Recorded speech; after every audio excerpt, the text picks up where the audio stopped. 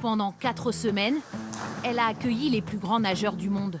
7 ans après, c'est plutôt des groupes scolaires ou quelques habitués qui profitent d'un bassin exceptionnel.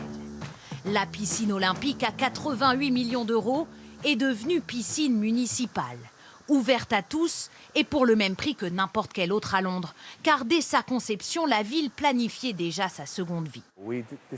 On avait défini en amont ce qu'on voulait faire de cette piscine après les Jeux. On l'a donc conçue de manière à ce qu'elle puisse être transformée assez facilement en piscine municipale. On savait qu'obtenir les JO nous permettrait de financer ce projet-là bien plus rapidement. Même chose pour le stade olympique à quelques mètres de là, reconverti en résidence pour un club de foot londonien de première ligue. Stratford, ancien quartier pauvre et industriel, doit son développement à ces anneaux. Le village où logeaient les athlètes a été réaménagé. 3300 appartements, certains HLM, d'autres plus haut de gamme.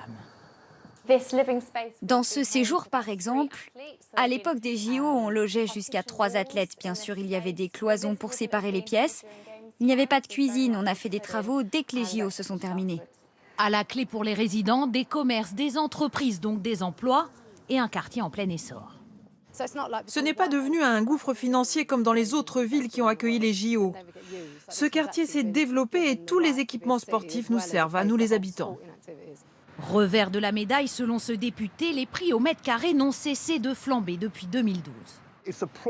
Il reste moins cher qu'ailleurs, mais c'est la rançon du succès. Si nous étions encore un quartier défavorisé et en déclin comme avant, nous n'aurions pas ce genre de problème, mais c'est mieux que rien.